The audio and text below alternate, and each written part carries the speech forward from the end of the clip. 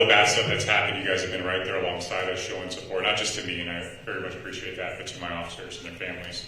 I want to thank you for supporting Lacey and Brad.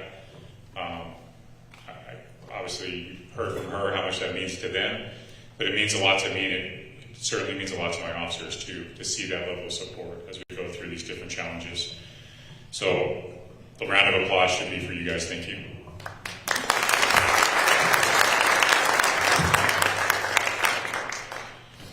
I'm going to go over several things, just kind of rapid fire, and then we can try to expand on them a little bit.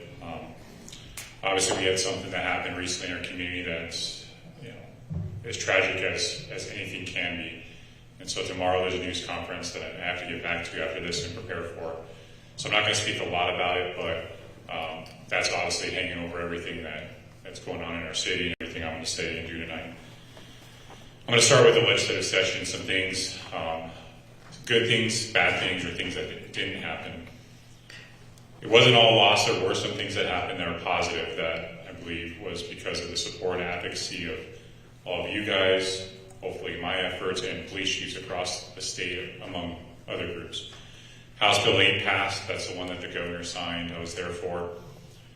It's not as strong as I would like, but it's certainly better than what we have now. And so everything in that bill, I think, helps us, gives us tools. The competency part of it was a major thing I definitely advocated for. We talked a lot about.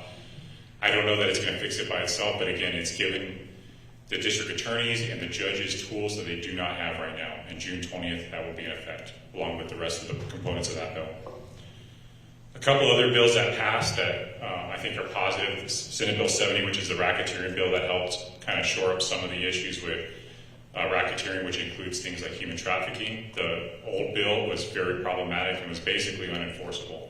And so hopefully these changes will allow us, state police, the Organized Crime Commission, the tools to actually go after people in organized crime. House Bill 102 is the meritorious deductions for violent offenses. That one has just little tweaks, but I think it's in the positive direction. Senate Bill 364, law enforcement qualifications, is kind of an interesting one. That bill removed the requirement for citizenship for police officers, and I can definitely argue for and against that. So I'm not sure how it will end up, but essentially they're trying to expand the pool of people that at least meet the minimum requirements to be a police officer. Other places have done it. We'll see whether that helps us. So I'm trying to be neutral right now until we kind of see how that plays out. Some things that didn't happen, just some examples that are very disappointing to me. House Bill 103 is battery on a peace officer penalty. That bill, or the equivalent, has been before the legislature many times. Essentially what that does right now, in statute, aggravated battery on a peace officer, when you shoot or stab a police officer, is a third-degree felony, which is the same level as it is for the average citizen. It's not like that for any other degree of battery. And so that's a problem. It should have been fixed so that it matches. If you batter a person, an average citizen, it's a full misdemeanor, potentially. If you batter a police officer, it's a fourth-degree felony. And that's how everything else is stair-stepped. And that's not obviously because police officers are more important, but if people are willing to batter and attack us, that obviously shows a lack of regard and respect for our laws and authority. That passed the House, and it never got heard on the Senate side. Very, very easy fix. It may seem like something small, but it means a lot to the officers across the state. Along with that, House Bill 104, which would have added police officers to VOCA, which is the Victims of Crime Act. Right now, police officers do not qualify for essentially all the rights that are afforded victims in statute, and that would have fixed that. That passed the House. That was not heard on the Senate side. I believe it passed unanimously, too, on the House. Some positive stuff, though, out of the legislature. For capital outlay requests for us, the two requests that the police department had was $1 million in addition to what we already had for our real-time crime center. That's to basically make it better and try to fill in some of the gaps. We asked for $1 million. We ended up getting $1.8 million. And to give credit where credit's due, now the problem is I don't have the full list of everybody and who gave what. So I definitely don't want to miss people, but I know for sure that Senator Brantley gave money towards our real-time crime center. Senator Steinborn gave us money, and he was able to get us at least $1 million of that towards the tail end of the process. So credit where credit's due. Thank you to Senator Steinborn for supporting us. believe Representative Small also gave at least $200,000 towards that. But again, I'm missing money, so I'm not sure where it came from, and I will make sure that we give thanks to everyone that contributed. We also asked for $500,000 for vehicles for our SWAT officers that respond to communities throughout southern New Mexico. We respond to Ruidoso and Alamogordo and Deming and Silver City to assist those communities that don't have the same resources, and we do that through assisting the New Mexico State Police Tactical Team. And so those are not SWAT vehicles in the sense like armored vehicles. Those are units for our SWAT officers who spend a lot of time on the road, and that helps us support these other representatives and senators' communities. And Representative Dow and Senator Brantley gave most of that money, but I'm still missing some because I got $620,000 for vehicles. And so again, we got more than we asked for. So very grateful for those appropriations. Also, some good news. We talk about staffing. Obviously, this has been an issue for all of law enforcement, and there's so much misinformation and ignorance about why we're short-staffed or why other people are short-staffed. So I want to be clear just so that everyone's dealing with the facts, because it's hard to advocate for change if we don't have the facts. We're not starting from the same place. We are budgeted for 220 positions. So we have 220 positions that are funded right now. Now our pay compared to other people is probably not where it needs to be. And that happens through negotiations with our union. So state police, for instance, doesn't have a union, so the state does that through the legislature. They can give them a raise whenever they want, just going through the normal process. We can't do that because we have to have collective bargaining. But that happens later this year. And so our hope is that, and I think the city understands that we need to be a lot closer. Somewhere in the top 10 would be great, because we're not there right now. And hopefully we'll see some progress there. But it's not just pay. State police, Albuquerque, Bernalillo. State police, just for context, when you graduate the academy, a state police officer makes $15 an hour more. One of our officers out of the academy, $15 an hour more, which is a lot. It's like another job, right? They still can't fill their positions. Neither can Albuquerque, who pays even more. Bernalillo County pays even more than that. And they still have a lot of vacancies. So it's not just about money. The reality is less people want to be police officers now because of the environment that we've created in the last 5 years. I can't have blame them. But in spite of that, we're in pre-academy right now. So we have a 6-week pre-academy where people are already hired, and then we have a 23-week accredited academy. And we have 34 people still in the pre-academy. We're about halfway through that. That is a big academy for us. For context, our last academy was 18 and we graduated 5. So, and we're doing well so far retaining them, and I've been told that they've really come together very quickly as a group, which helps with attrition, right? When you bond and you become a group very quickly in a team, that helps with people making it through.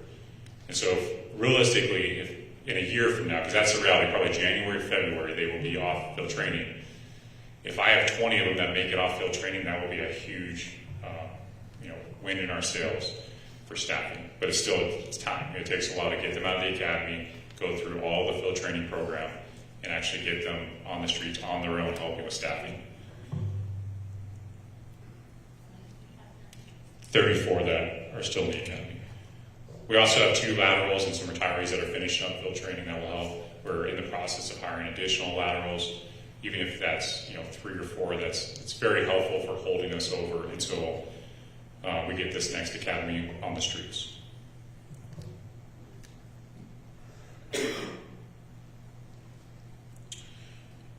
We talked about pay already, and that is important, and we do need to be much more competitive with other agencies in New Mexico, especially around this area. But again, that's not the only factor that we're dealing with. Real-time crime center update. Contrary to one of the things that's kind of brought up is, I talked about how we're putting cameras in all of our parks, including Young Park, and putting infrastructure in our parks. And there's essentially this insinuation that somehow we pay for them and then we're just not installing them because we want to just wait.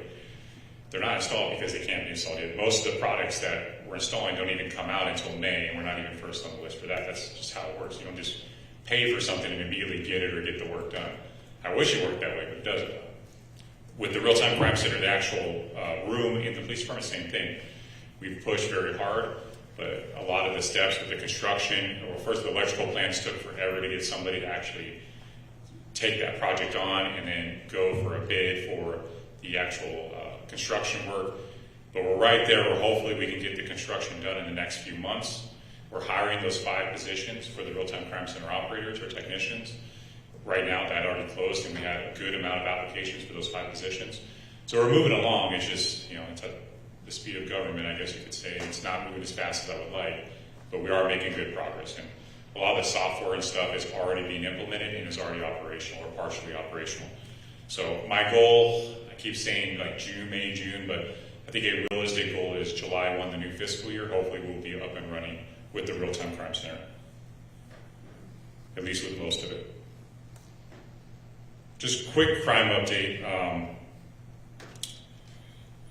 This year started off kind of up and down. Overall, through February, we're down 11% in crime. That's a 17% reduction in violent crime and a 10% reduction in property crime, 11% overall. But we have some really troubling trends that are kind of underlying that. We have this huge spike in stolen vehicles or auto thefts again from this time last year.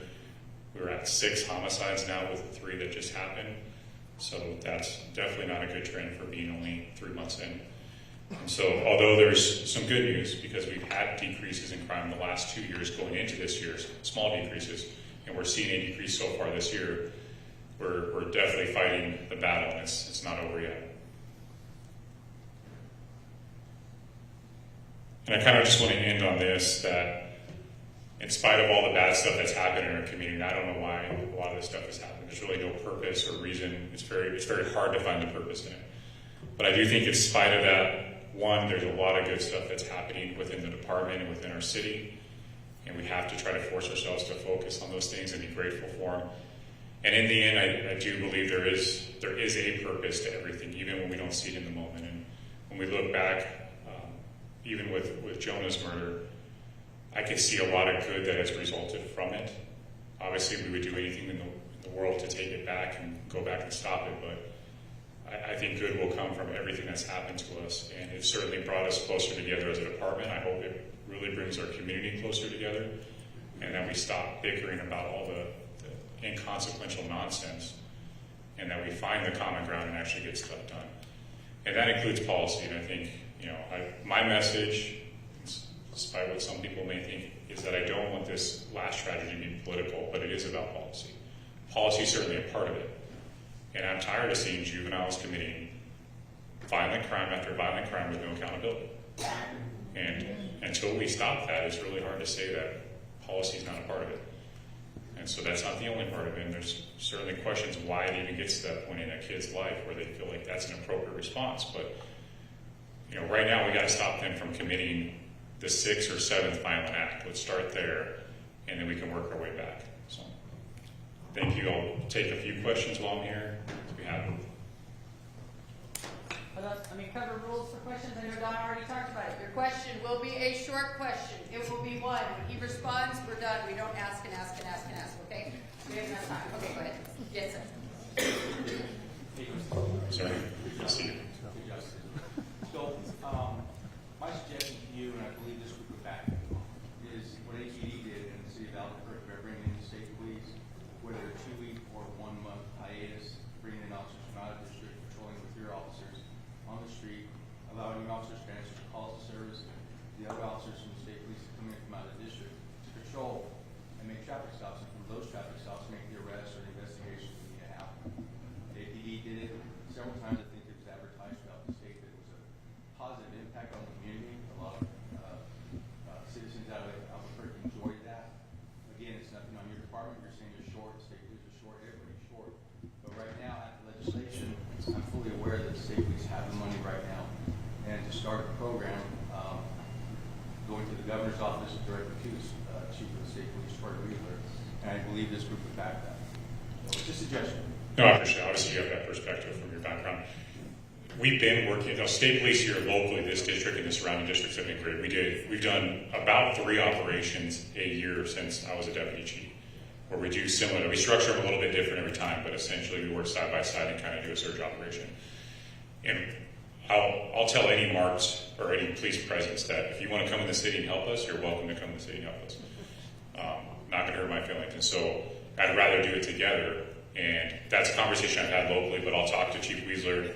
I'll take the governor up on her offer for resources. because if we get people from out of district or up north to come down here and help, I'll take that. In addition to that, there's a potential for federal agents to come in and work hand in hand with us, especially on violent crime. And so hopefully that pans out. That looks good. Yes, sir. Go ahead. And then Vic, you'll be next. Mr. Boyer, Chairman, Village of Otto, my question is how can we help you as a community collaborator to make you more effective and help you get those resources that you need to protect our community? We need ideas. I mean, we can lobby, but we need some more constructive ideas on how that can be done. So a few things. One, making sure you have so like I said, we have the positions. We need to fill them. And that means a few different things. One, assisting with recruiting, which you guys have done. And that may be one of the reasons why we have 34 people in this academy and only had 18 last time. But a lot of it is advocating to the policymakers correctly, right, with the real issues so we can get the policy changes we need. Because funding is a part of it. But I would take some policy changes over, just equipment or this or that. I would take the body. I need the people. If I get the police officers, that'd be the number one thing I would get. If I could just snap my fingers. But I don't know if that answers it. But the support you guys have shown to me, the officers, that right there does a lot. And then making your voices heard. Chief, do you want to, I know the governor has come out and said she wants to do a special session. Have you talked with her about that, what that may involve? No, I know the mayor's talked to her. I've talked to some of our staff members. If we're going to address juvenile crime in that special session, I'm all for it. That has to be the focus and not anything else. That's what we need this for.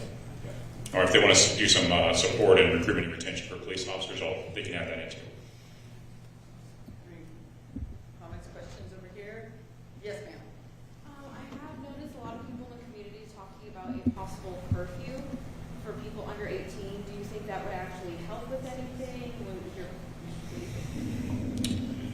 Well, that's obviously a policy question. I know Demi just released something recently. We've had it in the past in most Cruces. There are challenges with enforcement for sure, and then there's a constitutional tightrope you got to walk. So I'm not against it. I think you just got to be careful how you implement it and make sure it's enforceable. Otherwise, it basically can make things worse because people feel emboldened that there's just law and I'm breaking it and there's no accountability. So I want to research and really think about it a little bit more, but potentially. Yes, sir. Real short, given what's happened recently, is there an avenue, an administrative avenue to put stricter requirements on these car shows, given your limited resources? Yeah, let me talk a little bit about that if I can. We've been dealing with these things for years, especially the last, let's say, 2.5, 3 years. We've had projects to tackle them. I've had one, and I'm going to show probably parts of it tomorrow, where we had 15 plus officers there, sergeant, police service aides, and it still was chaos. I had bottles being broken on units. I had people surrounding our officers trying to deal with people. And so we have to be really careful how we do it. We've used technology. So I think the strategy is we obviously cannot tolerate it. We have to figure out a way to deal with it. And there's a few places in town are very conducive to it. We need to try to somehow make it less conducive. We need to target the organizers and charge them with anything and everything we can, as well as the people who participate in criminal activity. And so doing that is a legal standard to get to, but I'm fed up with it too. It's not as easy as some people think it is. I know that you can't question people just, asking for their ID, but I've been down to the farmer's market and seen people open carry. I heard that at Young's Park they open carry. When people are open carrying, as law enforcement, do you have the right to ask them that gun is stolen or ask them any questions? No, not unless we have a reasonable suspicion to believe that the gun is stolen and there's some crime. So in New Mexico, there's a very fine line to walk with search and seizure, and so when officers violate that, then there's liability and potentially payout. So I've been pushing my officers hard, and we have a legal trainer who's an attorney to make sure they really know that line, and we still do our job, but we can't cross it. So we're limited. We have to have something else besides that. I apologize, but is that a policy change we should work for? that's going to be really hard because that's the interpretation of the Constitution by the New Mexico Supreme Court. So I'm not sure the legislature can even change it. Okay, we have time for one more question. Does anybody else have another question before we let Chief go? Okay, yes. Yeah, sorry. I just wanted to ask, I know it's not your jurisdiction, but with the sentencing of the 3 individuals, do you think that will also help establish, more, I guess, enforcement with, youth and perpetrating crimes, things like that? Or do you feel like that's something that has to be taken at a lower level with law enforcement to, I guess, institutionalize that? If that makes sense. That's a complicated question. I'll try to make it as simple as I can. I think it has the potential to. I can tell you that our street crimes unit, who are FBI task force officers, have done a great job of targeting the worst offenders, or worst youth offenders. They've gotten probably 7 or 8 of them charged and convicted federally, and they go away. So they're at least, generally until they're 21, or they're at least on probation or parole until they're 21. These are kids who have been doing serious crimes since they're 11, 12 years old, and they're 16, 17, sometimes 18.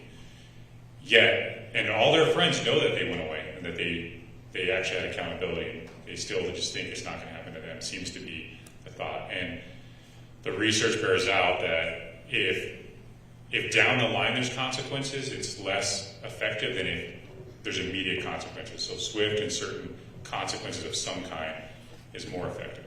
So when I ask for harsher penalties, I'm talking mostly about accountability, not deterrence. I'm talking about holding those people accountable who are hurting and killing people. All right. There we go. Thank you so much. Thank you all. Appreciate it.